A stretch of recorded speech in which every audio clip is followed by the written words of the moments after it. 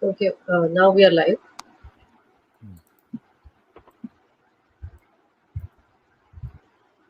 So I shall begin. Yeah. All right. So very good afternoon to one and all present here. Today, I, Dr. Sheetal, on behalf of Geeta Rattan International Business School, welcome you all on today's panel discussion on innovation and startup ecosystem enablers.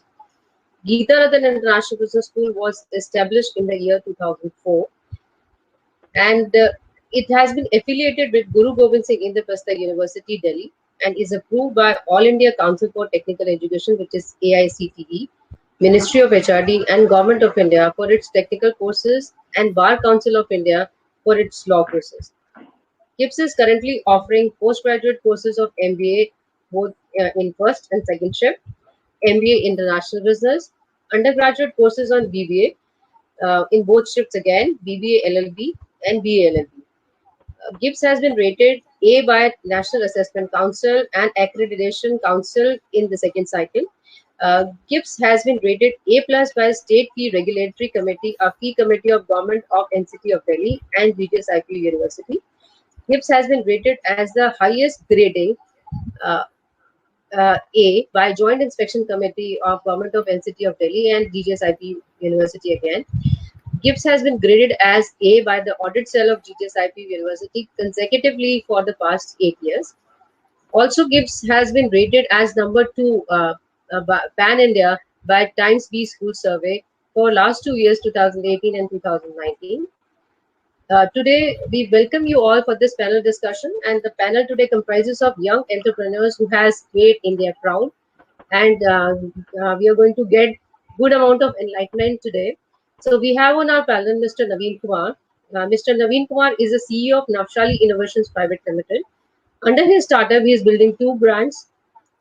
Excuse me. In his 5 years of startup experience, he scaled both B2B and B2C businesses. Mr. Naveen is currently associated with NGO as an advisor, Udbhav, New Delhi, Sparsh Empowering Mumbai, Z by VS Ambala, where he is advising them on water sanitization and management under the guidance of UNSDG 6. He has also advised startup, Fixwed, Agres, other GERB toilets in the financial planning and structuring in last few months. He holds a BTech degree in civil engineering from IIT BHU Varanasi. Please excuse me. And the other panelist we have is Dr. Munish Jindal. Dr. Munish Jindal is the founder, excuse me, please, founder and the CEO of Hover Robotics and founder president of MentorX. Hover Robotics is a robotics organization of India into personal mobility, hoverboards, and self-balancing electric scooters. Hover Robotics brings the vision of futuristic and personalized transportation in the realm of human life. Previous to this, he was CEO at Agris Enterprises. He has done his qualifications from University of Technology, Sydney. Next, we have Mr. Mridul Ranjan Sahu, who is the co-founder at Curious Junior. Curious Junior is a mobile-first edtech which gives access to the best learning platform to the masses. Previously, he was AVP Circle Internet, and he has got various other affiliations like OYO. His qualification is from Indian Institute of Technology, Banaras Hindu University, Varanasi. So I again welcome you all three. Deliberately, I've kept the profile brief so that we can spend more time in understanding and learning from you. Welcome, and over to Naveen sir. Good afternoon, everyone. I hope everyone is fine at their places because this is a very critical situation going on in our country, and I'm wishing everyone to take care of yourself and have a good health over this pandemic era.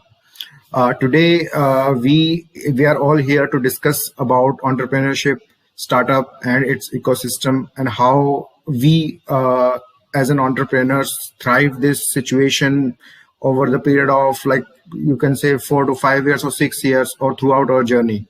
How we are moving forward, and what is it that stopped us, what is it that challenged us, and how we overcome these situations and won and then move forward. Today, I have Dr. Munish and Mr. Mridul.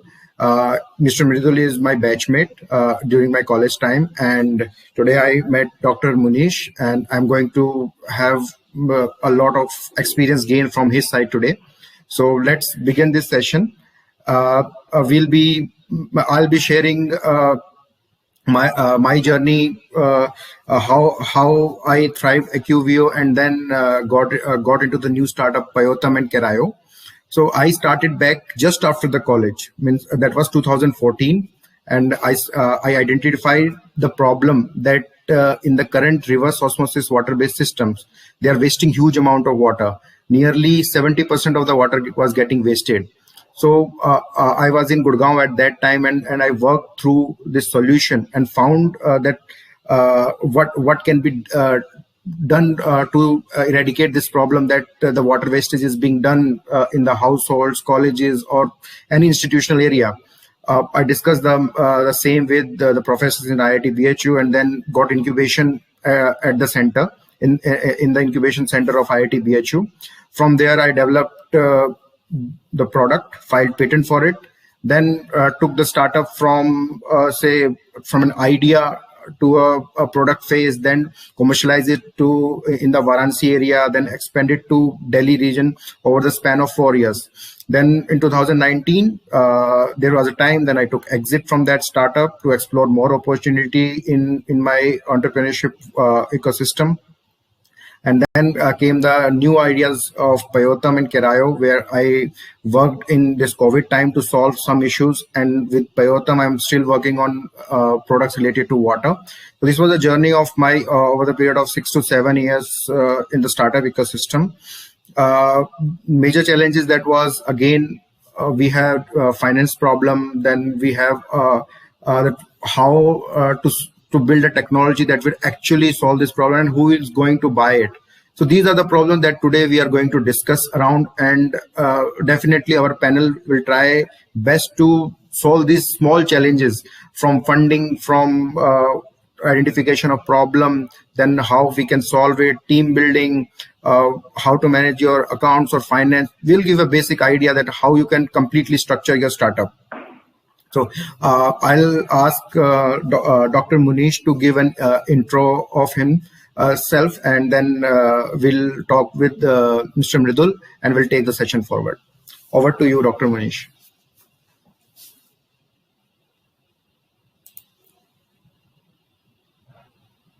Dr. Munish, your voice is not audible. Is it audible now? Yes. Wonderful. Yes, thank you, Mr. Naveen, for such kind words, and wonderful to know about you, how beautifully you've been progressing in your entrepreneurship journey. And kudos to Geeta Ranjan International Business School for making this happen, Innovation and Startup Ecosystem Enablers session today. This is much need of the hour, and I'm privileged to share this with Mr. Naveen Kumar, Mr. Mridul, and at the background we have Dr. Sheetal as well as Thank you so much. Namaste from Dr. Munish Jindal. We are the pioneers of e-mobility in India. We brought hoverboards, Autobots, mobility robots in India way back in 2015. And yes, they say that I would say the journey hasn't been easy, but it has been accomplishing. Same story. I always have been fascinated towards technology. I'm a commerce graduate, did my MBA in finance, then did my CA, then I did my PhD in artificial intelligence and robotics from US.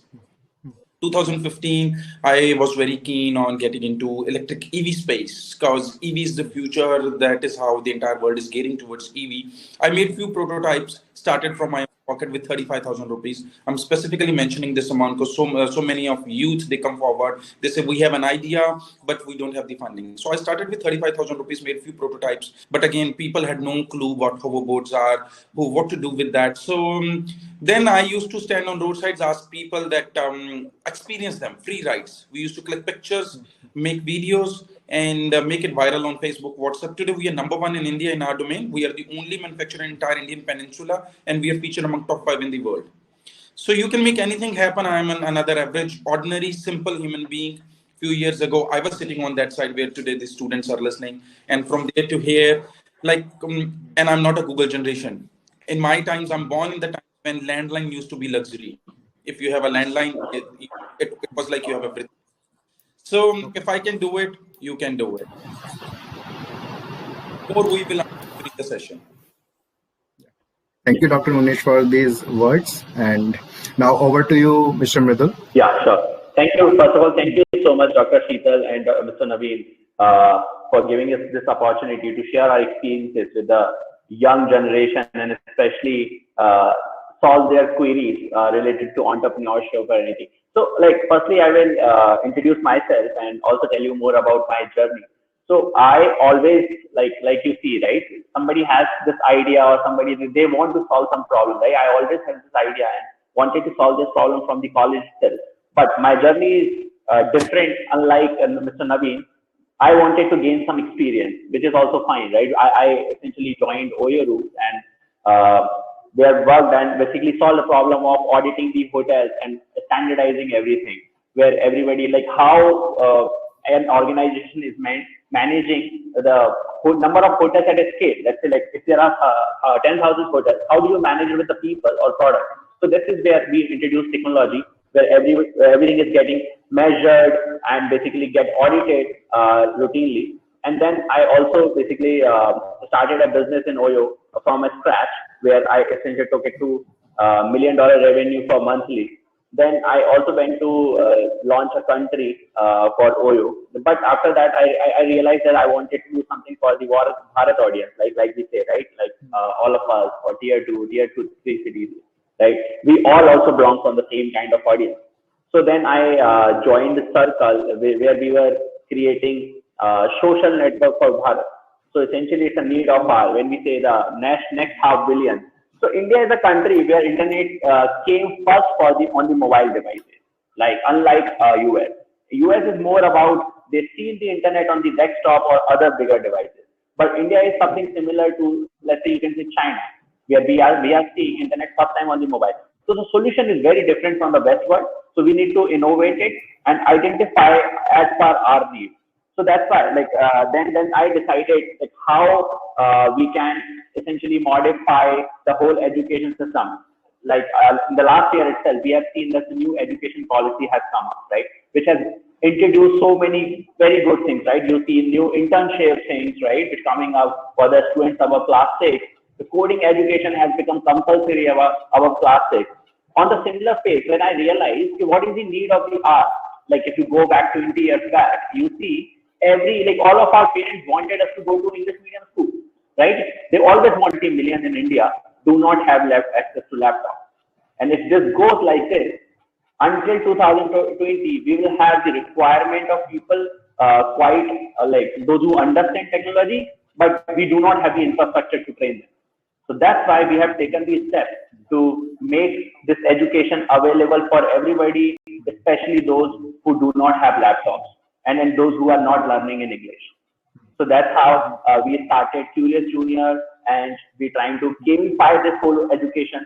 So kids to start like engage with it, they start loving it, unlike the traditional school, right, where they are forced to go to these schools. So that this is what we are trying our bit, and we have seen very good traction, and students are.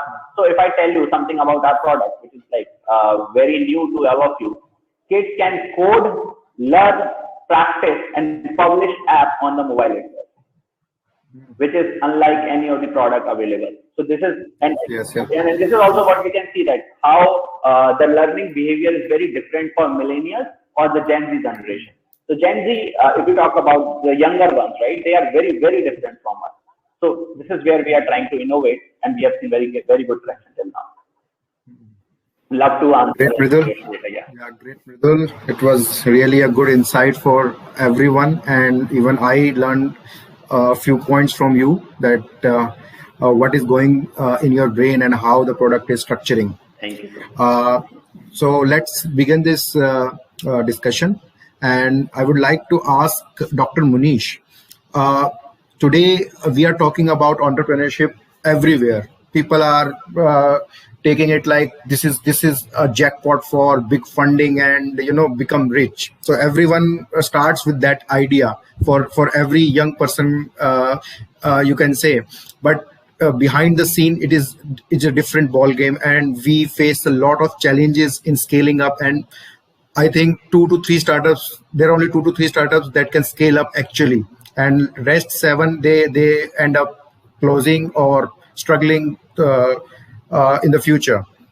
So I really want to understand what it means to be an entrepreneur, and what is it that when you're starting a business, what are the things that you should keep in your mind for these young people that they can really think about it and then start. Over to you. Your voice. Yes, I'm audible now. Yeah. Wonderful. Thank you. Thank you for the opportunity. Yes. So when we were talking entrepreneurship about becoming rich, I always say that money should be the byproduct of your efforts. Entrepreneurship is about fulfilling your passion, what you want to do. One. Second, it is about creating opportunities. When you were asking question, it reminded me way back in 2005 when I passed out from my University of Technology, Sydney. Uh, I got offered green card for Australia, permanent residency, as well as a package of 6 million. So on one hand, it was a green card. Second hand, it was 6 million package. If imagine, I don't know how I can see 79 students listening to me. Imagine if this opportunity is given to them, what would they do? You know what I did? I rejected the green card, rejected the 6 million package. Came back to India. One, whatever I'm gonna do from this country because the tree grows where your roots are. Second, I always wanted to be an entrepreneur.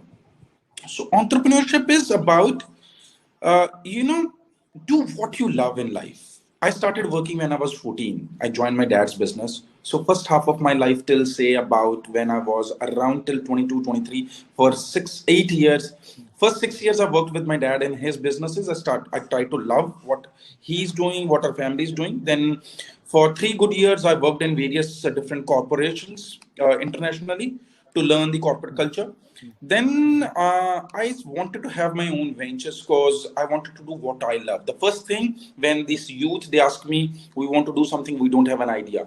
Idea is what your passion is. Why I'm talking more about passion? Because I work 21 hours a day and it doesn't feel like work. Because I'm just fulfilling my passion. It is like more of a hobby I'm doing because I was always inclined towards technology. So start working in the direction of your passion. One. Second is whatever you do, give your best to it. Entrepreneurship is a process. Same like I'm talking to the students of business school. So most of them they have done either BBA or BCom. So when you go down to your school or to your institute, to your university, you go there for 2 months, 3 months, or 4 months. Then you don't knock down on your dean's or VC's office. Hey, we've been coming here for 3 months. Kindly issue us a degree. No, it doesn't work this way. Even you are from you with me that it's like 3 years or 4 years, 6 semesters or 8 semesters process, and then they are tested on their midterms, their final terms. So entrepreneurship is same. Once you get onto idea, stick to it. Give your best for 3 years or 4 years. We usually call 3 years. 3 years is the gestation period.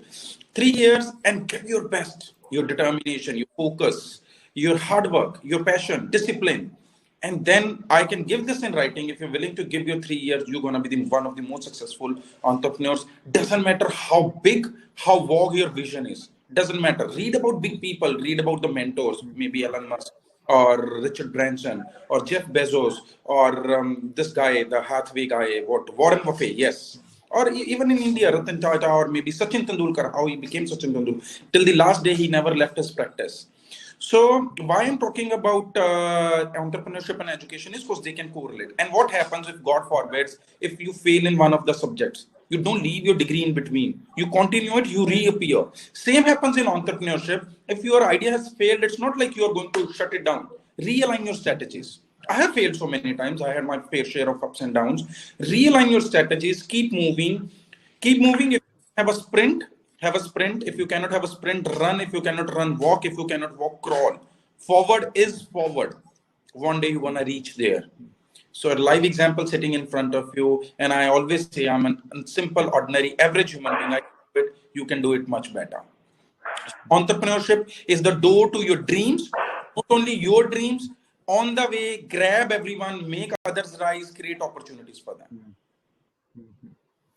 Great, Dr. Munish. And I think I would say passion is what drives entrepreneurship.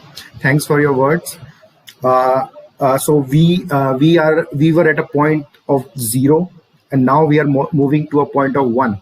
I'll share what is this 0, 1, 10, and 100.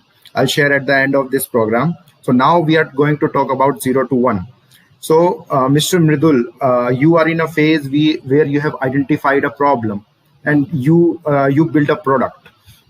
So what was that where you saw this opportunity that yes, there is a problem and I can really get into this and identify it and solve this issue? And what have you done to reach your initial customers, and uh, and how you are going to validate your idea? Means from building a technology and reaching a point where yes, you have validated your idea and you are ready to commercialize. So this is what I'm calling 0 to 1. So please share your experiences about it, and what is it that you left your job, you are earning huge package in that, and then you suddenly came out of it and then just started your venture, and now you are in this phase where it's up to you that what you have to deliver to the country. Yeah, Please. sure. Thank you, Naveen, for the question, right? Like, let me start with the fact, right? Why I started this. So, firstly, like I am so like I feel so privileged that I was able to get that kind of education. So, education is something which is changing our life, right? At the end of the day, and it might be different for other people. So, I wanted to do something where other students also get the similar kind of education, right? My parents were so aware, and similarly, like I want to do something where other kids or other parents also find out some resources and some platform where they can get their kids educated enough, which is the best in the world, right? So this is the problem which I find out from my personal life. And like you mentioned, right, like very impactful two things which Dr. Munish said, right? Firstly, is money is the outcome of everything, right? And second is the passion, right? And like I also tell you, what is the definition of passion, right? To all the users listening to us. So passion is something. Are you doing this for money? Then it is not your passion. Money might be your passion. If you are doing to deliver the impact, then yeah, that is your passion, right? So first of all, you need to identify what is your passion, and it's okay if you don't know. It's okay, right? Like we are also talking about. Just keep trying. Just keep moving ahead. Just keep trying things out, and you will eventually find it out, right? And similarly, like I was also working some other country, right? And I was essentially yes, the financial goals, like Naveen said, they were like getting achieved, right? But at the end of the day, it was not something making me happy, right? So I wanted to do something which also impact other people's lives, right? And during early 2020, we realized the awareness around education is getting created, right? And when we saw, right, what changed 20 years ago for us and what is changing right now. So similarly, we felt that English or the kind of English medium schools and everything, they change. These are the jobs coming in, and then this will become a need, right? It's not. So firstly, like actually want to tell you that it is not a rocket science. So that's why we call it coding is the new math. It is like mathematics, right? It is not something like we everybody knows math. So that's why we chose and we made it so easy that everyone can understand and anyone can understand. And when you Naveen, when you are asking about how did we pick up this problem statement exactly and why? So in the early 2020s, we saw that the awareness around coding education is getting created in the world, right? Everybody wanted to learn coding, and even this is something powered by our government as well. In the new national education policy, they back it by making it mandatory for everyone our class 6. So this is I felt like if this is mandatory and this is like very important, so why only 10% of the people in country are able to access it?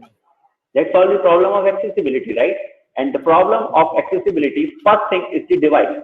So we have this on our laptop, but not on mobile. And India is a country which is a mobile first country. We say that internet is first came on the mobile devices. So the one statement which we picked is let's pick up the mobile devices, make it accessible to everybody. And second, which is the problem statement, most of the Indian users learn in Hindi. right? Even if we go back to tier 2, tier 3, and any of the cities, very simply, I have to say, even if right now we ask a question to everybody, they might start processing that information in a mother tongue in their head, and they would love to deliver it in English or any other language, right?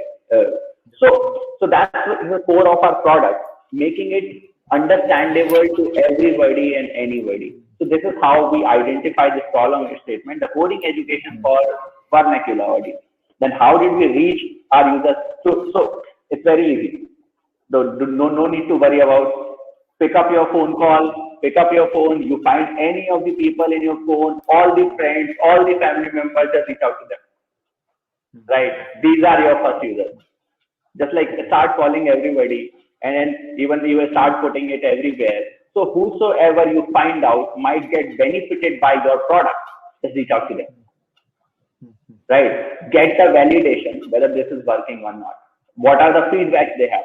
So most important thing of building any product is knowing your users. If you're studying in the school, they are not like us, what we were 20 years ago, right? They are very different. So they do not want to learn as कि 8 बजे उठ के school जाना है, 2 बजे तक school में बैठना है और बैग लेके वापस आना है.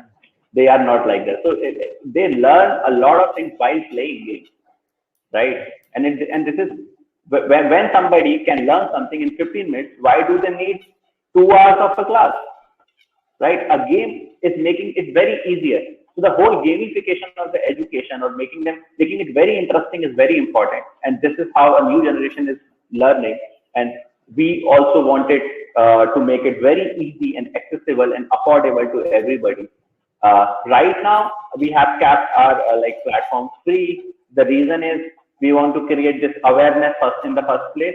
Once people know, then we will think about later, right? First, we want to create the impact, then we will monetize. That's really a good insight, Mr. Mridul. Just a quick question. We talk about in the initial days about time. Time management is the key. Yeah. So I would like to know, what did you waste most time on? Means those things which can be avoided, and these young generation should know that these are the things which we can put it on hold or can keep it on for the future. So I want to know about this time management in your quick words. So if you say that in the first few months of your product building, when you have identified a problem, right? If you have identified the right set of problems, and when you are solving it, something which is not related to the product or the solution is the time waste, right? If you have not wasted, if you're not investing that time to understand your user and the solution you are creating, that is a time waste, right? If you go and try to get something, or about, let's say, building a company, $1 billion company. So I would rather suggest first focus on the product, and building a $1 billion company will be impact, right? It will automatically come. So firstly, you should spend time in understanding your user and building that product or solving that problem. That's a great insight, Mr. Mridul. So now I want to discuss few things with Dr. Munish. So this was the 0 to 1 phase Mr. Mridul has just shared. Dr. Munish, are you there? Hello? He has left. I think there's some So, internet issues. Yeah. there are some internet issues. So, yeah. Okay. Yeah. So I think I should divert that question to Mr. Mridul. So when you started into 2020, so there were possibilities of that you should quit because there are expenses that are going back in your pocket on your personal front, and you have to also sustain your company. So this is a double game that is going on. On one side, there are personal expenses. On the other side, you have to take care of your company expenses. So what is that early investment tips for these young budding entrepreneurs that we should keep in mind, and how you can scale that company from 0 to 1 with that small chunk of money, and what are your plans for taking this company to the next level, so say angel round or series A round, So what is your plan and how you sustain that mental trauma in that time? Please share. Yeah, like when you start working, right, in the first thing, so managing your finances become a very important thing. Like when you are doing some job, you start liking that 30th of every month. But and also coming out of that phase is very, very important. So firstly, you need to identify what are your major needs and minimize your expenses in your personal life. Like because Naveen has asked, how did you manage your personal life? Firstly, like make sure that. And secondly, when we talk about creating a company and what is the minimum funds required, so I would like to mention one thing here. Like first, the first thing you do is finding the idea, or rather, I would say that you find the problem statement. And the second thing you do is identify the team. So if you are working with the right set of people, right, you have you do complement each other's skills a lot, right? So like what I did, I was essentially looking for the team and then how we wanted to build. And apparently, two of my very close friends share a similar kind of vision from college, and we got together, and three of us have very different kind of skill sets. And so we basically got into building a product, right? And we started building that product. And after building a product, you just need to acquire, let's say, 10,000 of users. Like 10,000 of those users can be acquired through reaching out to your friends and family, maybe doing some YouTube sessions, or maybe some reaching out to people through your social networks, right? So I think this, whatever the money is needed, is just to find your initial number of users. So once you have identified your initial number of users, you can kick into the next phase, right? So this is what initial amount of money we have spent on it. Like you say that something around between like 50,000 to 1 lakh rupees in that case, right? And then after that, is second thing is finding your product market fit, right? Is product. So if you go to a phase of building a product, so once you have identified the product, you create an MVP, minimal viable product, basically to test your idea whether this is right thing to do or not. Then you go to basically create a product market fit. Then so this product market fit journey requires funds as well, finding your right set of audience as well. For that matter, you need to essentially look for funds. So the type of fundings which are available for the entrepreneurs. So you can reach out to friends and family in the first place. So these are the people you have. Second is angel investors. So angel investors are the people, those who are high net worth individuals, those who like to invest on any ideas. So there are so many. So if I say that who are the angel investors, somebody who is at the top or leadership position of the company who like to invest their money in the smallest startups, right? Something related to their interest. So these are the angel investors. And then there are the micro funds, and then there are VC funds, right? And then there are private equities. So there are different kind of funds you can reach out, depend on the stage of your company. So like similarly, it completely depends. So if you have identified your product market fit, you can directly reach out to the venture capital, right? And if you haven't, then I would suggest to look for friends or family or the angel investors who not only invest the money, but also guide you solve that problem. So always the focus is on problem solving than anything else. Okay. Yeah, thanks, Mridul. Dr. Munish is back. We are actually trying to reach you over the same question, but so let's move on. Yes. Yeah. So let's move on to our next set of questions, Dr. Munish. So we actually identified a problem in our startup, and then we have a solution. We build a great product, and we have few customers. Now it's time to define your beachhead segment. When in our startup ecosystem, we generally talk about this word beachhead segment. That this is the segment we are going to focus from to going to validate as well as commercialize our idea. So I would like to know what are those things that a person should keep in mind. This budding entrepreneur should be looking for to define their beachhead segment, and then take their solution to this segment and how to win this beachhead segment, and this challenge to take it to other segments. beyond winning this beachhead segment. Over to you. Wow. So the thing is, when you are starting at an early stage, wonderful that you have developed the product and you have the solutions as well for your problems. So maybe you can start small. Either what you can do is at the beginning you can be like ask people to be the early adapters and offering them at your products or your services at a trial price and take their feedbacks. It is like you can say them they could be your research area or research group.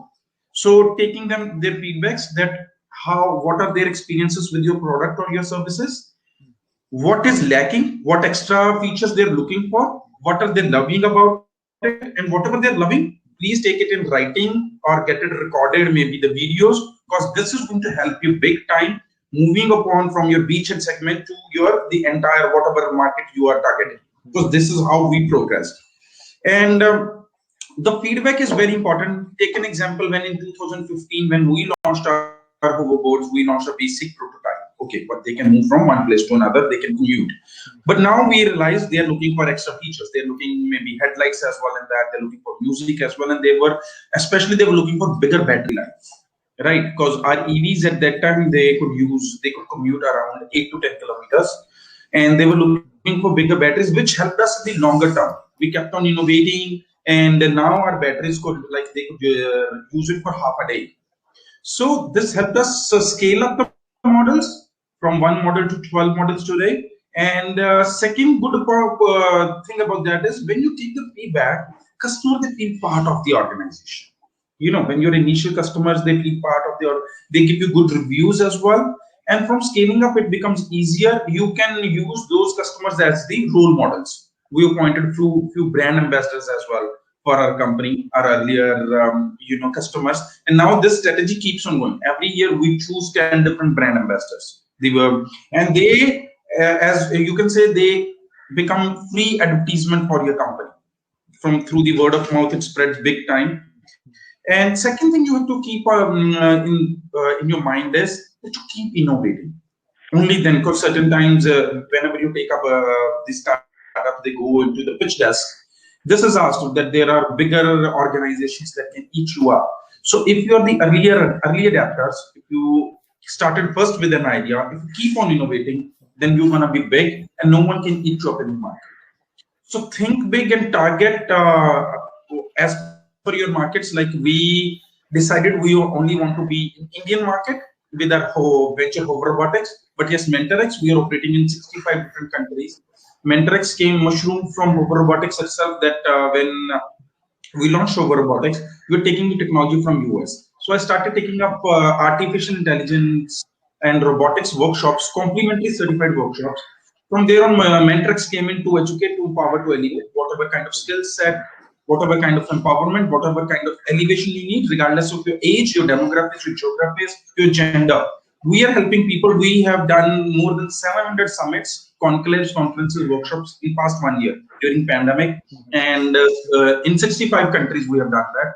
So you can grow big the way you want to. Now by next year, our vision is 200 countries, regardless whatever the status of pandemic will be. We are going to be in 200 countries by next year. Okay. Thank you, Dr. Munish, for these words. I would also like to share my journey in this. So when I started in 2014 and 15, I had a problem that the RO purifiers are wasting this amount of water. I built a solution where we are getting 70% recovery rate.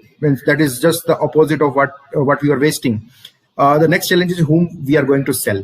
So what we did is we actually listed all the possible customers we can have, say schools, colleges, restaurants, hotels, retail, or any institution, offices. Then after talking with these customers on daily basis, like we are talking like 50 to 60, sending interns to get the data. We prepared a you can say sample questionnaire for the customers. And then we actually received a lot of feedbacks in these questionnaires that the customers are having a certain problems, then how I can deliver the solution, and what are the challenges in scaling up that business. uh, when I discussed the matter with these hotels, I came to know that mostly they are dealing with the packaged drinking water. They are not selling directly in the jugs. Same goes with the restaurant. Mostly people who can afford such type of product are taking water bottles. Then with institutions, the problem was again the sales cycle and then the payment cycle. It was nearly 120 to 150 days. Then we finally deducted that yes, schools and colleges are the best where we can take our product to. And the first thing that clicked our mind was yes, they will understand the product, they will understand the solution, they will understand that water is being wasted, and they can definitely take this to their students, and also give references that our school is doing this, and the students are taking this as an initiative to save water. Then the payment cycle for schools and colleges was low. So this is how we reached our beachhead segment. And after winning Varanasi with schools and colleges for like 2 years, we then went on to Delhi NCR and to other geographies, and we got ample of support, and we got this sales from upfront from the customers. So this is how I started my journey from that 0 to 1, and then 1 to 10. This was my journey in that phase.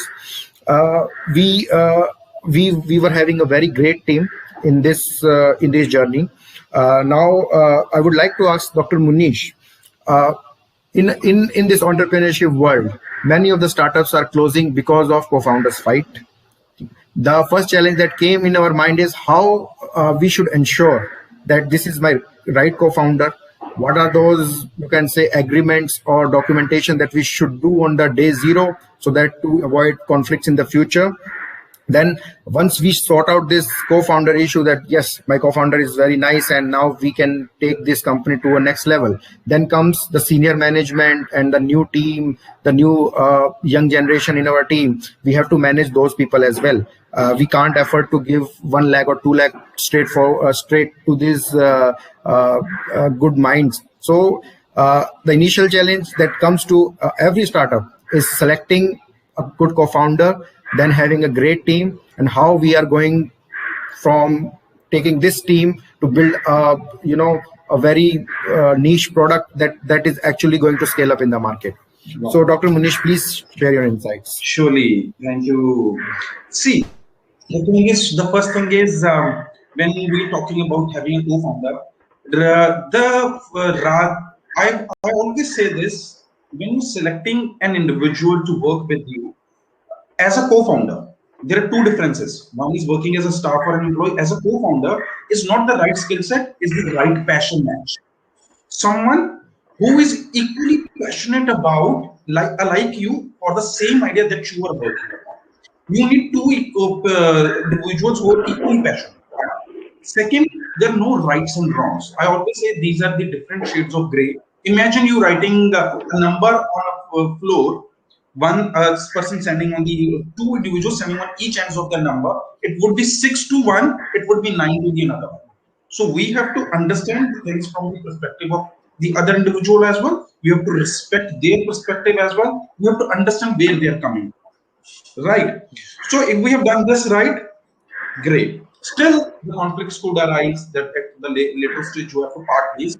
Then when you do the documentation, there should be an exit clause for the co-founders. That if in the later stages something happens, a conflict happens, or even if there are certain things what happens, there are no conflicts, that still a co-founder wants to exit. If you can study about Ola, one of the co-founders didn't want to gear into the electric space, so he exited the company. So there should be an exit clause right at the beginning, that someone who wants to walk away, how they can walk away. Right. Third thing, when you asked me that when we have to hire the talent, we cannot give away a lakh or a two right away. So the right way to hire them is that, okay, guys, we are doing this. One, are you willing to join us? Great. Be open to them that we cannot pay you this much right away. Come, work with us, see if you like it. get them for 3 months, then offer them maybe equity. It's not necessary that you have to offer them 10%, 5%, even 1%. Maybe a fair share. You can offer them a pay package, a basic package, and side by side the equity, whatever interest them, or other perks along with. Or you can say them that okay, they work with you for a year or maybe 2 or 3 at the basic package, and once you scale up, they will be getting equity in the company. There are people who are not giving too much into the packages, but they want to work, and in the longer term, they want to grow. Right. So there are so many modes, there are so many ways to get the talent. But yes, co-founder should always be the one who is equally passionate with you. Only then the company will survive. Thank you, Dr. Munish. I would like to ask the same question with Mr. Midul.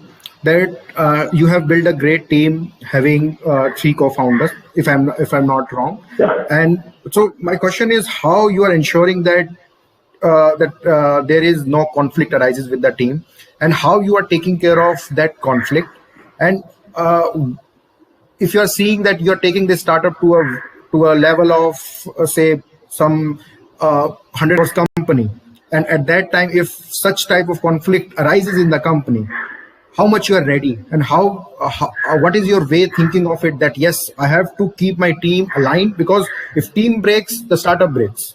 So what are your pointers to these young entrepreneurs, that if they are building a team, you have to take care of their partners, and if they're scaling up, how you are ensuring that this is going to be done at my end? Correct. So, like Dr. Munish mentioned one thing, right? So it's more about the passion, right? Find out the passion to people, those who have more passion about the idea. So I will say like something similar to that, right? So there is a thing called founder market fit. Before a product market fit, you need to be founder market fit. Let's say if you're working in the technology firm, you want to have somebody who knows the technology in and out, right?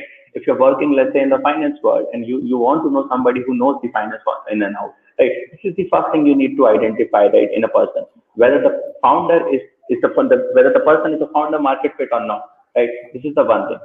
Second is something like these co-founders, you do not find out on any of the websites. You do not find out in any of the events. These are the co-founders in your contact list. These are the people who you speak to very often, right?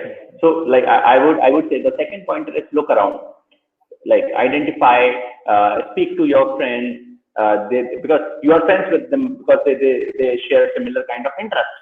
That's why you're friends with them, right? So look around in your friends, whether they align with your ideas or your vision or your future plan. And I think this is the best place to find your founder is in your contact list, right? So keep talking to people about your vision, and then you find the right founder.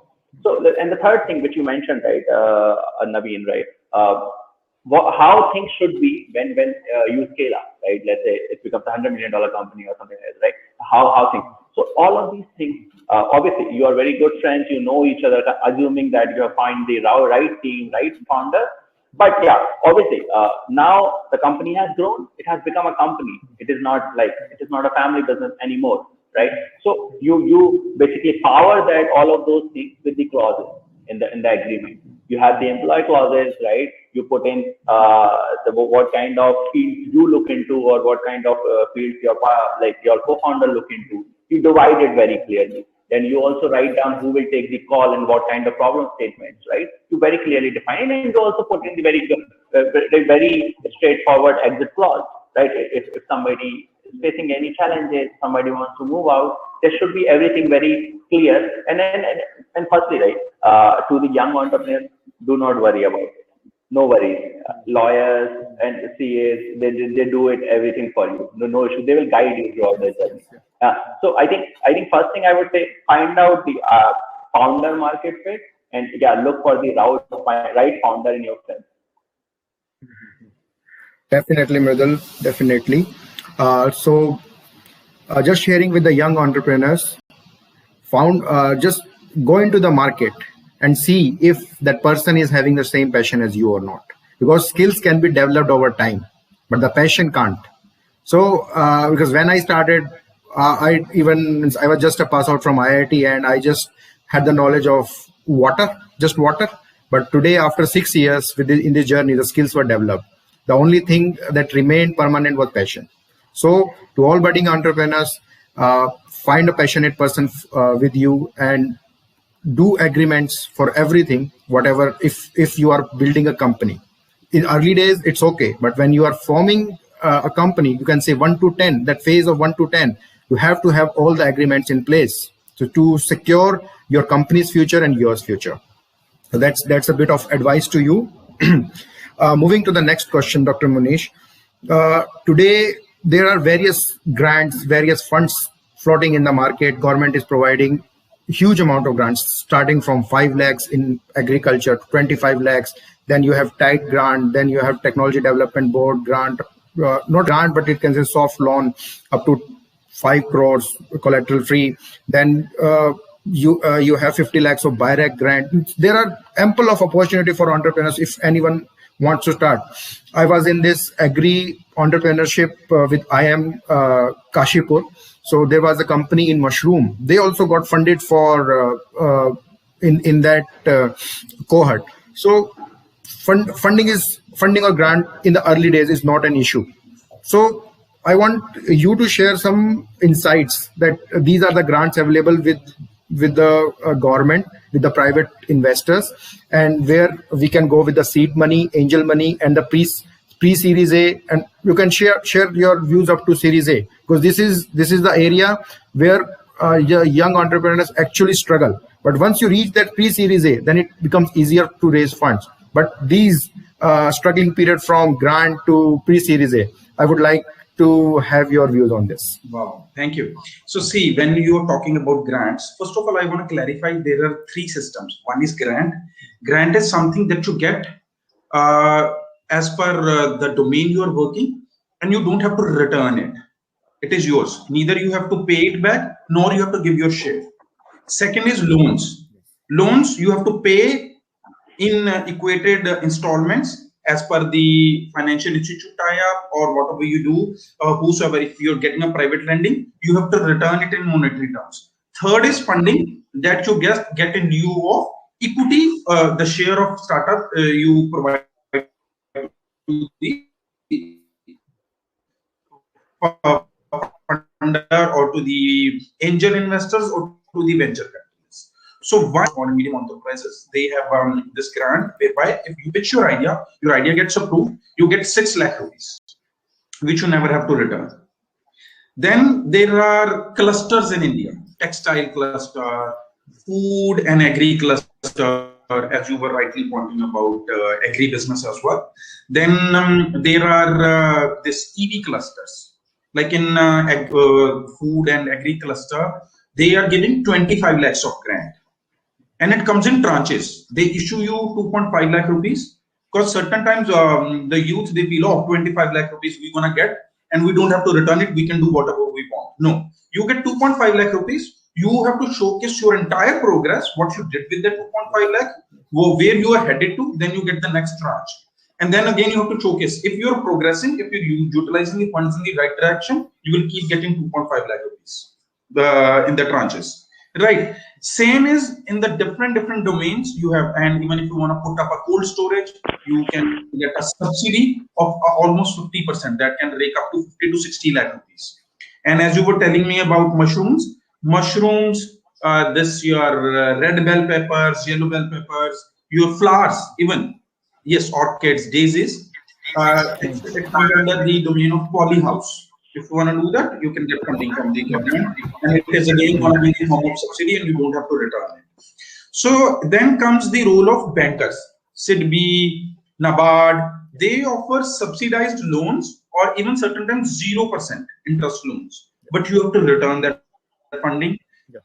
That funding return could be, certain times they do 0%, and you have to do equal monthly installments. Certain times they do is they provide you a freeze of 3 years. The first 3 years you don't have to return. Take the funds, work on scale up. Once you've scaled up, then your return period starts. Then comes in the picture is angel investors. From there on, you can take your seed money. They could be on board with you as mentors, that they take your mentoring stake of say 10% in the beginning. They would be with you as mentors, as well as they have provided you a seed money as well. From there on, you can scale, but right now you have to do your clauses also kick in, that what kind of percentage this angel investor is going to take, and in future when you are going to distribute your equity, what would be the role of angel investor, whether he's going to be silent, he or she, or whether they're going to also be there while the venture capitalists come in. Then from here, you can go for your series round, and you have to see what valuations your company commands, right? And accordingly, you can take your fundings at round A, round B, your series round from the investors. Now there is a third, another new era is mushrooming up. That is like incubators. Like IIT, I'm looking after IIT Robert. They are incubating startups. How they are incubating is, you pitch up, I'm taking those pitch desks. You do your pitch. If we like your idea, you're going to get an office inside the IIT. It doesn't matter your what background you come from. Not necessarily that you're from IIT. You could be anyone from any ordinary walk of life.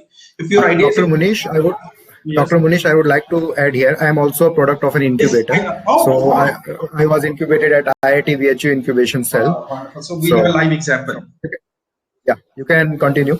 Yes. So after one side, Munish, we would love to know quickly maybe your story as well, how you got incubated, because that would give deep insights to the students. So at IIT Rupert, what we're doing is, if your idea gets approved, you get an office inside and you get 20 lakh rupees. But this is again a soft loan, interest-free soft loan, and that you have to return to the IIT once you get your maybe Series A round. So that means you have to see how you want to scale up. Here I want to also throw a quick light on education institutes as well. Education institutes who want to have want to get ahead in the technology domain, they want to have their own robotics labs, or they want to have their incubation centers. If schools, they want to have tinkering labs, they can get under Atal Innovation Mission. In India, have AIM, Atal Innovation Mission by Niti Aayog. Any schools who want to have their robotics lab, 21 lakh funding is provided by Niti Aayog, again in the tranches. And any university, any institute, any college, they can have their own incubation center. 10.5 crores is provided by Niti Aayog. So this is a big news for any college, university as well, who want to gear up in the technology domain, or who want to provide space, or who want to incubate startups. So they can get ahead with the governments. Thank you. I would really love to know your story, Naveen, so that students, they can get motivated from you. Definitely, Dr. Munish. Back in 2014, I went to college, went back to college, you can say, and I met Dr. P.K. Mishra, sir. He gave me an opportunity to incubate my idea there. I got pre-incubation initially, where I built my technology validated. So in January 2015, I incorporated my company, and they then provided me a full incubation support. I just left my college, and I had no money. You can say that. And so I reached incubator that I have to build this technology and I need raw material. So that support was provided by the Malviya Center in IIT BHU.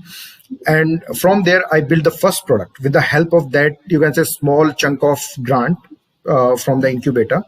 So once I built the product, presented it to the panel of the incubation center, then the first thing they provided me was a soft loan, the one you mentioned, and that helped me scaling up that product to the pilots.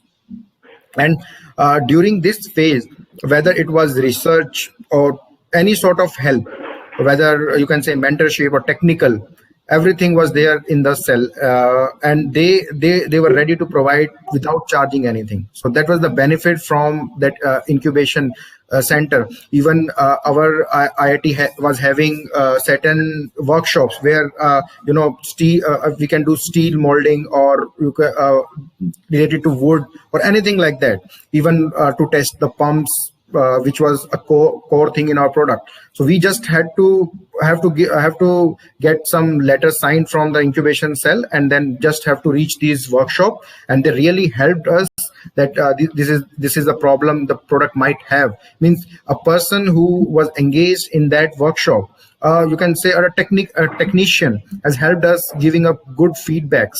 So that was just because the incubation cell has written a letter.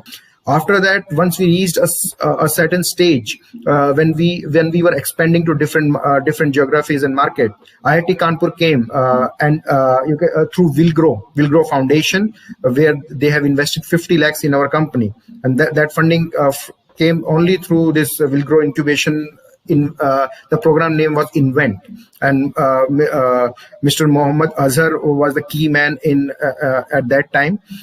And he's still looking that Willgrow funding. They're aggressively again funding in agriculture and some allied domains. So this was my whole journey from Malviya Center to Willgrow and IIT Kanpur Incubation Cell.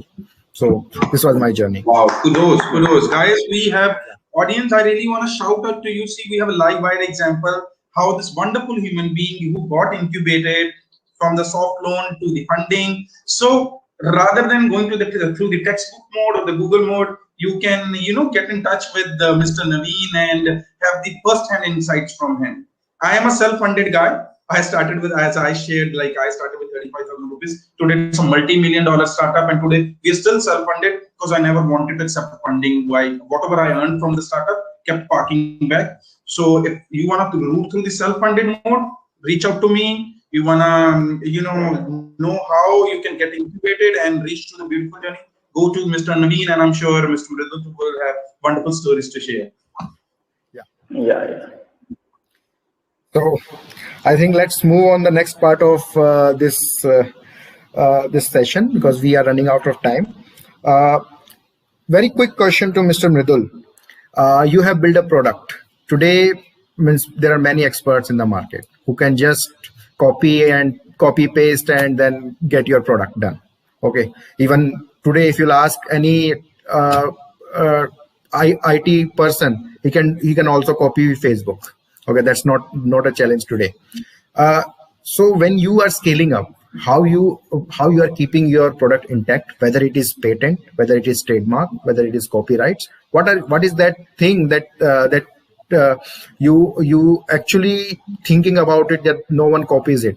I took a session earlier on this IP with Geeta Ratan. So these budding entrepreneurs know what the whole IP looks like. So from you, I want to know that how you are protecting your idea and your product. Okay, understood. So, I think let me try to explain this in a very simple language, right, to these budding entrepreneurs, right? Especially when this is a question, right? Everybody asks you, what is the moat? What is the defensibility of this product? Everybody try to ask you. So, so in the first place, when you start your product, your team is the moat. So, who is making it? They are the people, those who know it. Even if like Naveen mentioned, right, very well. If somebody is trying to copy your product, they will be able to copy your product, but not your brain. Right? They will never know what you are going to make after 10 days or after 15 days. They will never know. So in the first phase of the company, when you're creating a product, always a team, how they are managing to think, or how they are basically accumulating all the things together, and this is the defensibility of the product. And when you grow, then obviously, if you talk about the pharma industry products, and eventually the patents and all of these things become a moat. But when you grow, how you are bringing all of these things together, especially your user insights, and how easily you are helping your user, this remains your moat. And if you talk about any scaled product, let's say like Naveen mentioned Facebook, or let's say ATM, or any of the products, it's not that technology cannot be built. Anybody can build, right? But what cannot be copied, or what cannot anybody can bring in, is the scale, right? So when your company grows, now your moat changed from the team to scale, right? Because you have also created a team altogether where you have replaced yourself, that another person can run this company, but yeah, not everyone be able to achieve that kind of scale with time. So the defensibility of any of the product keeps changing with the time, right? So you also keep evolving with the time. So yes, in the first place, when you start, team is the most important part. How they think. Yeah. Thank you.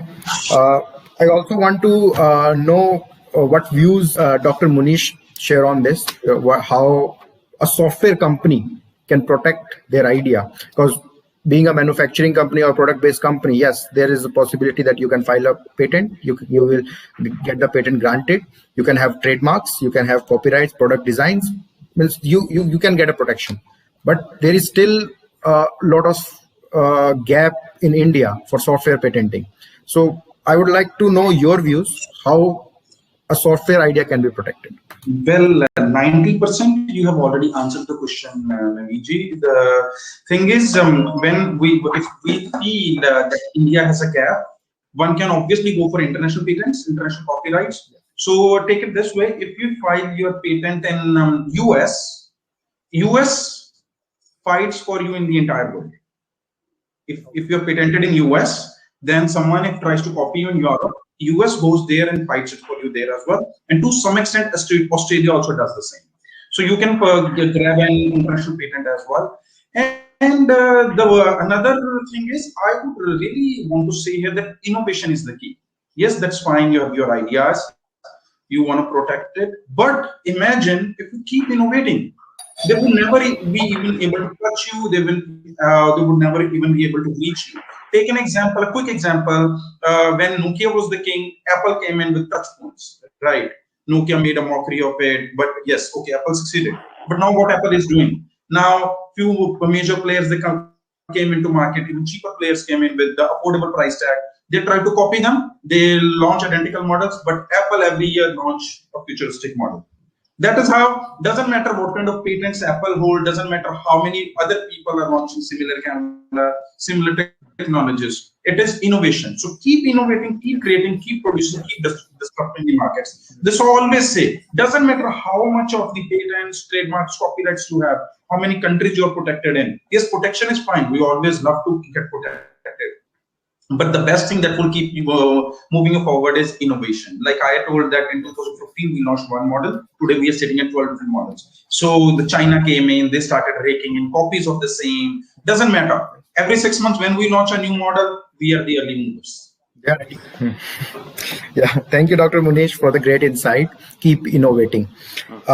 So before we close this session, as I promised, I would like to share what is 0 to 1, 1 to 10, and 10 to 100. So zero is your idea stage. 1 is where you have validated your idea. Means now you are ready for commercialization. And 1 to 10 is the phase where you are actually validating, commercializing, getting funded, and all those stuff, team building. This is the most stressful time when a startup phase, that you have to do all the things, and this is where the quality of leadership came. Then comes when you have reached a series A. I would define 10 as series A, and from 10 to 100 is where when your product has become a brand, and just you have to bring your products and they are already selling. You don't have to go everywhere. It's only you, your marketing team, that is going to innovate in that. So this is a 0 to 100 in simplified words. So I mentioned leadership. So the last question for both the panelists, I want to know, being an entrepreneur, how you are motivating yourself, and what is that thing that makes you a leader in the company. Okay, we always say that we are at the bottom of the pyramid, but we ourselves are the leader, because if we don't work, the team will not work. So in a very simple way, we are leader. So I would like to know views from Mr. Mridul first, that as a leader, how it is challenging and how you are motivating yourself to keep the team running. I think great question, Naveen. Right. So I would say, like, in the first place, right, first thing as a leader, what you need to do is you need to set the example, right? Right. People follow what they see, not what they have been told, right? So I would say, like, first you have to do it yourself, then make people do it. because if you even keep telling them, nobody will be able to follow what you're saying, right? So eventually you have to set the example right, then only people will be able to follow, right? So this is the first thing as a leader I personally believe in, like I like to do. Second is, once you have done few things, then find out an alternative for yourself. Step, like, make people step up, right? Let them step up and take your position. And in other language, you say that delegate things, right? So essentially, you have to give your responsibility to somebody who is ready to step up and take your responsibility. So you can move on to some other problem statements and start innovating there as well. So you can distribute your time. So that is the second thing you need to do, right? So like in an easy word, if you say that, you need to replace yourself, right? At every time, you need to replace yourself every week, every month, or whenever is needed. So just keep focusing on that, keep making yourself redundant while evolving the company. Okay, thank you, Mridul. Dr. Munish, please share your views on this. Wow, I totally welcome Mridul's view when he mentioned that lead by example. Yes, that's the first and the foremost thing, lead by example. Second important thing is welcome their ideas. They should have the liberty and the freedom to, experiment in the organization. And that is the good health of your organization itself, because certain times you are one individual. That's fine, you are always thinking in the good faith of your organization. But imagine 20 different minds, 40 different minds, 60 different minds, or 100 different, their ideas, if you're welcoming, you never know what they're going to bring on the table. They should be knowing that their ideas will be welcomed and they have the liberty to do experiments. Third thing is, never shy away from your work. Whatever kind of work it is. I would quickly like to mention an anecdote of what happened with us. We had a huge expo. We had to set up, and the entire robots, the EVs, they were loaded in 2 vehicles. Now I had a team of 14 interns. They were waiting that someone will come, the stall would get set up, and it was half a day's process. You know what I did? I lifted one of the boxes. Oh, they were like, oh, CEO himself lifted the boxes. Would you beat it in 13 minutes? The entire setup was done in 13 minutes, which I thought would take half a day. Because they thought if he's not shying away from lifting, what are we doing standing here? Those 14 interns, they caught onto it. And now those 14, then in my organization, I gave them the liberty to do your work. Like this expo is for 6 days. You do whatever you want to do. However you want to represent the organization. And in the longer term, I gave them the liberty to join our organization as well. And if you want to move out, please, you can always use my credentials on your resumes, and I would vouch for you personally. So same is true for when you have your staff members, your people. So they should be knowing that your leader stands with you. One, if you tomorrow you want to move ahead in the organization, yes, leadership positions are waiting for you. And even if you want to exit the organization, he's going to stand with you. They're going to fall in love with you if they know this. Thank you, Dr. Munish. And this was a very wonderful session. And I have learned a lot of things from you, from both of you. And this is going to help me in my future endeavor. So I would request Dr. Sheetal, ma'am, to take over the stage, and we are open for the questions. Right. So thank you so much, all the panelists. It was really, really wonderful session. And I hope, thank you so much, Dr. Munish. So I would request if you could take 1 or 2 questions, although, many questions have already been answered, but can we take 2 or 3 questions? Yes, as many questions you want. And one question on the behalf of the students, which I would like to quote here, is like, all 3 of you are coming from technical backgrounds. So you already have some information related to technology. Whereas, in our colleges, we usually have students coming from BCom or BBA background. So is it a handicap, or can it be channelized somewhere so that, they can also come up in big way in entrepreneurship? Yes, no. Please don't ever use a word called handicap. No offense to you. But this is the beauty. See, I am going to be 39. I started working when I was 14. I'm running 9 ventures, 12 different domains, 65 countries. Every 3 years, when I was saying about BCom, that BCom takes 3 years. When I was a student, the beauty from BCom I learned was that in 3 years, you can get a BCom degree. Wow. And that was the most prized possession I had at that time. I was what? How old I was? I was just 21, and you know that was the only thing I had whenever I used to go to someone and I meet them. Oh, what? Who are you? What have you done, sir? I have done BCom. So that was more. So I realized in 3 years if I can get a BCom, and so I can get anything done. So every 3 years I start a venture from the scratch, get it successful, put it on autopilot mode, or put it on, give it to one of my family members, start another venture from the scratch. So today I'm running 9 different ventures. I'm into coal mines. We are into real estate. We are into textile and dye chemicals. We are into education. We are into robotics. We are into international consultancy. We are into organizational behavior audits for BMW, Mercedes, Porsche, and many more. So I am, and I'm a BCom graduate. I did my BCom from Ludhiana itself.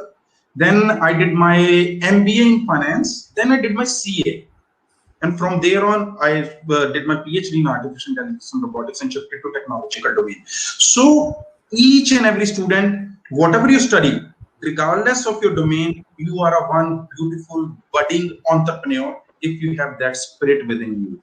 You could be the next big thing. Doesn't matter. Your educational background doesn't matter. Yes, it is going to help you. And even if I'm into technical background, I need to plan, I need to budget, I need to market, I need to have an HR department. So there comes in your BBA, your BCom, your MBA. We need all those skills. And despite not being from a technical background, I'm doing technical thing. That's an edge I have, right? So we have two IITians. When it comes to technology, they could be better than me in the terms of technology, but they would agree with me that even from the technological background, we do need those BCom skills, MBA skills, BBA skills. So I'm glad that you are running a business school and they are from this background. They're going to be the much better entrepreneurs. Right. So any inputs from your side, Mr. Sam? Yeah. So like in that case, I would rather say like technology is one of these skills, right? Like Dr. Munish mentioned, right? There are tens of skills required, and technology is just one of it. So I would like every entrepreneur is a salesman at the end of the day, right? That is the most important part. I think everybody needs to know. So you need to know, you need to communicate on your idea well. You need to sell your idea. You need to essentially do the business development part. You need to do a lot of other things. And technology is just one of it. So instead of saying just being handicapped, you should never say that. Instead, you say that this is one of these skills I will add on, right? So just don't afraid of learning new skills, and then just be ready to get bringing on a lot of more skills in your skill tree, and then hop onto the journey of entrepreneurship. Right. Yes, Mr. Naveen, any words from you? No, I totally agree with both of these panelists. Right. So, see, like today, the things have completely changed. We have got a complete paradigm shift because the COVID has been there. So the things have halted. I don't know whether they'll come up with the similar ways or not, or there would be any kind of changes. So I think two questions have lined up with the same thing. That, like you said, that you want to arrange funds or you want to go for startups and innovation. Is it the right time, or is it difficult during the pandemic like COVID? See, it's rather during the pandemic, it is easier, I would say. You know why? What earlier used to happen was in the real world, if you had to meet someone, you have to talk to someone, it was always like, okay, let's schedule a meet. Let's meet in person. Let's sit. Let's hear you out, what you have, what you're bringing on the table. Then we will decide on it. We will come back to you. Now, and imagine that, okay, for a student traveling in India is easy. Then if you want to fetch an investor from Europe or from UK. But now what is happening? The entire world has shrunken here in this thing, in your palm. Webinar Jam, Zoom, WebEx, meet anyone across the world, present your idea, they like you, they send you MOU in the email. Bang on, done, quick. So rather, I always say, and another thing is, obstacle starts from more, opportunity starts from more. I only see opportunities. Before the pandemic, we were in 20 countries, MentorX. Now, as of now, I'm speaking to you, we're in 65 countries. Opening offices in another 45 countries during the pandemic. I realized the opportunity that now world has come in here. I can talk to anyone in UK, in Europe, just text them up and open my office. Wow. So things have gone easier, and no time is right time. Start now. Now is the right time. Good. I will share my thoughts on it, right? Like you mentioned, raising funds and like during this pandemic time, especially relating it to the opportunities, good or bad. So like firstly, like I tell you, right, it's more about what you want to do, right? Like whenever there is a whenever there's a pandemic or like so pandemic is essentially a blessing in disguise, right? If there are problems created, there is also opportunity created, right? So if you say if you're going to start an offline business, let's say कि मैं एक shop खोलना चाहता हूँ या मैं showroom खोलना चाहता हूँ, so that might be the right time to do it because the world is changing. You should see the opportunity as the time coming. So and we are talking about the mobile devices, right? So right now in India, 700 million people are there on the mobile devices, right? And if you go and try some follow statement on the mobile devices, so you have huge market, right? If you go to any of the investors, so they would love to invest, right? Because they see the scalability of the problem or they see there's an opportunity lying out there. So it also depends on what you are choosing. If you go to somebody that I am going to revolutionize the travel, so people are basically don't know whether travel will exist in the same capacity or not, right? So you have to also align with the current times and identify what will remain in the future. So the investment is done on the future predictions only. So just run with the idea and use this as an opportunity that how things will move on from here. And like identify that idea where people want to spend and see the scale after some time. So this is a huge opportunity and find the right idea for it. I also want to add few points here. Over the last 6 months, I raised seed fund for my startup without meeting anyone. So all happened over phone call and Zoom call. That this is my idea and I am going to scale it up and this is the fund I need. So it's all about how you present yourself to the investors. They will give you the fund and you have to identify which solution I have to take care right now, looking at the current situation. And then you can share your ideas, talk with your investors. This is the thing I'm going to scale it up over the period of time. And this is what return I'm going to give you with this solution. So that's what you have to talk through to the investor and get the things done. Okay, so great. So I have got another two questions lined up. One student is asking that entrepreneurship demands an investment of money, time, and years of hard work, yet it is an unstable source of income.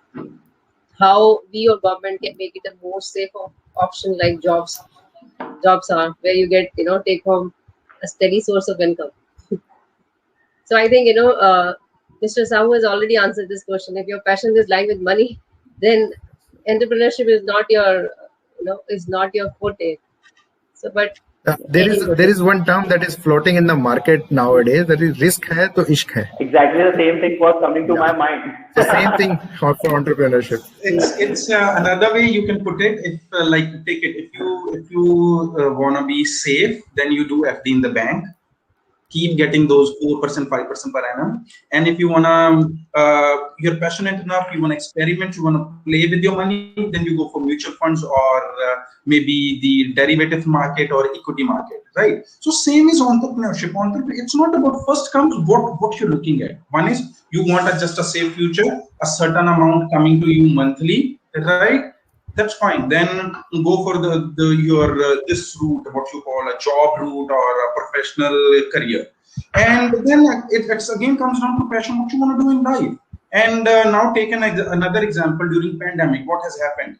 The job professionals are not getting paid, and me as an entrepreneur, we clocked in highest revenues during this pandemic time. What we did was we did a logistic tie-up with 250 core logistic partners. People were sitting at home. We covered every single pin code in India.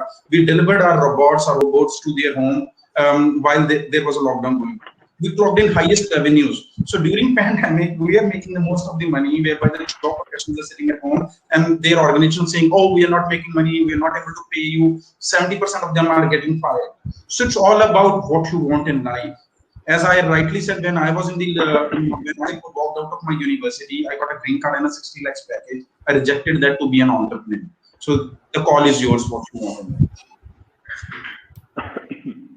Right. So I have, one more question. Again, it is looking for a safer option. So if the girl is saying that if in the stage of 0 to 100, one observe that things are not going smooth or the graph of success is not accelerating, then what would you suggest? Which phase is out to, as a checkpoint, over as a checkpoint? Would it be idea generation or idea to be validated again? Naveen is the right Check out person. some. Let's check out.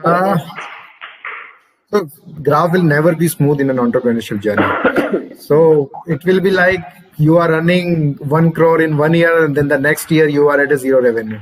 So that will happen. And in 1 year, your expenses will rise more than your revenue, and the next you are getting good margins. So you can. It is just like a share market that anything. It means it's totally unpredictable. Anything can happen.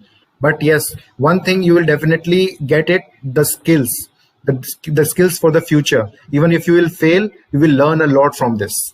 And like I would just like to add one more point. Like entrepreneurship is not smooth, like as we all know, right? So it is just a problem solving journey. That's it. And every point in time you're solving a problem. Like you mentioned, if something is not going smooth, so there are two solutions. You have already given this, right? I see that the person is asking.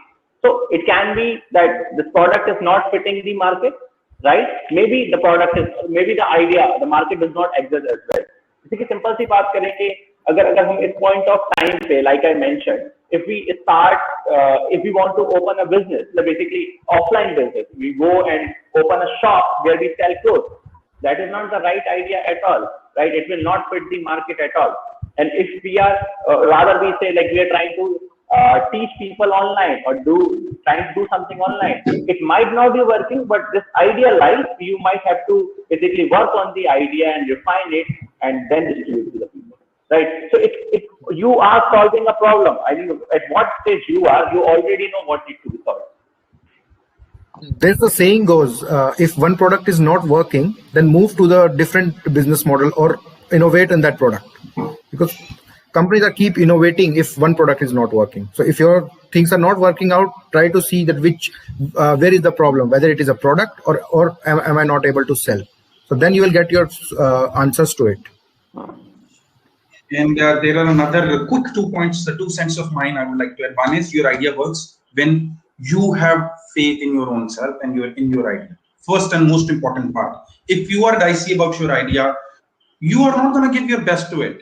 As again the example of the Apple, when Apple came into the market, Nokia was the king. Apple came with a touchscreen phone, which was made fun by everyone, that who's gonna like this touchscreen. And now see the word, the keypad phones don't even exist today. So first and foremost, you have to have a quick deep faith into your idea. Deep faith that yes, I'm going to make it work. Second is realign, as Naveen ji and Mridul both have rightly mentioned, that realign your strategies. Keep innovating, but stay focused. Yes. So again, they are saying thank you. Thank you to all the students for posting the questions. Director sir, are you there?